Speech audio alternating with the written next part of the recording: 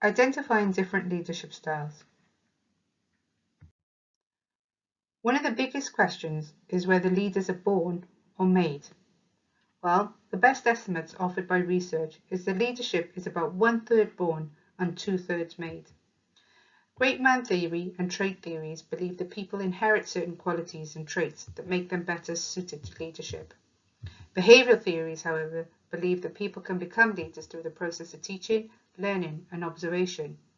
Leadership is essentially a skill that can be learned through training, practice, and experience over time. However, it is important to remember that learning a skill and mastering one are two very different things. Research across different countries looked at different leaders and found that leadership attributes are a combination of personality, character, skill, communication abilities, and emotional intelligence. If we're to consider some of these, it's important to remember that having traits such as being a positive problem solver, being able to communicate, and being able to encourage others are all part of positive leadership qualities. We'll now take a look at some of the most common styles of leadership in more detail. These leadership styles were proposed by Daniel Goleman. He is a Californian psychologist and an author of the best-selling book, Emotional Intelligence. The first of these styles is commanding leadership style. This is the approach of I tell you, you do it. People that use this commanding style want to get things done and they want them done quickly. Used correctly, it can be powerful. It can help in fixing problems faster than any of the other leadership styles would, but overuse of it can actually lose motivation for the staff and team. The next is visionary leaders, and these have a come with me attitude and a good understanding of the big picture. They communicate using the relevant experience they have confidently, and visionary leaders explain where people are going and explain why getting there is so important. They have very high levels of empathy and vision, and they understand what motivates people. These leaders have very, very strong communication skills.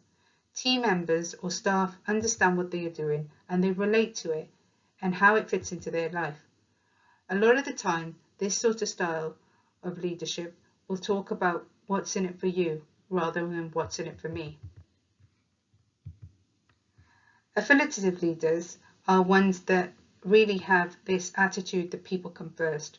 They understand that there will be conflicting emotions and possible disagreement, but they work towards working through these.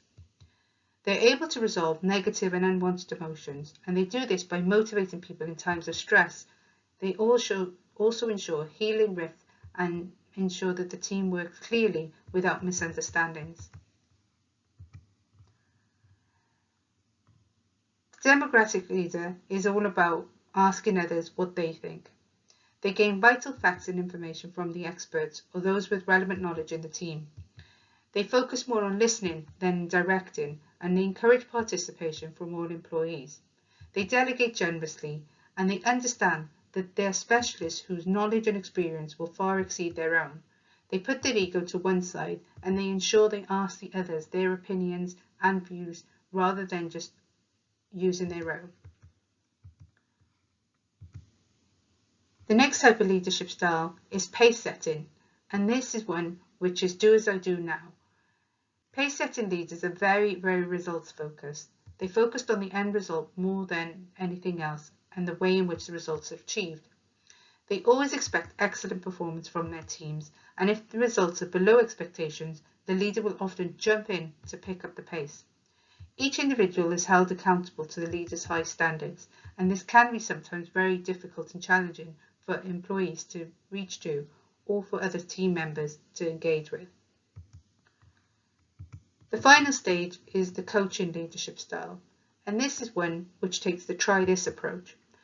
The coaching leadership style focuses on developing people professionally while working on identifying their weaknesses and improving their skill set. The leader develops people for the future and often uses phrases like, try this. They have a high level of empathy and vision.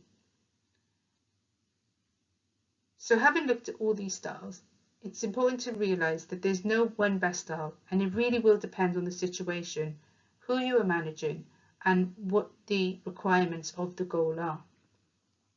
A lot of people don't even realise that they fall into one of these categories, and therefore they feel that they continue in that style of leadership without having a full awareness of how they could adopt different leadership styles.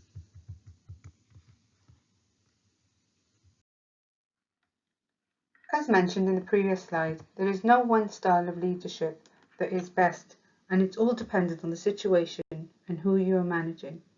For example, if someone is new to the role, you may need to give them more coaching, and you may need to explain things in more detail. If someone's very experienced, however, and they're skilled, you may just allow them to get on with the work and delegate a lot of the responsibilities. This exercise is designed for you to think about the possible situations or scenarios that you will find your business or your team in that you would need to use the different leadership styles. Once completed, check some of the possible outcomes on the page that follows.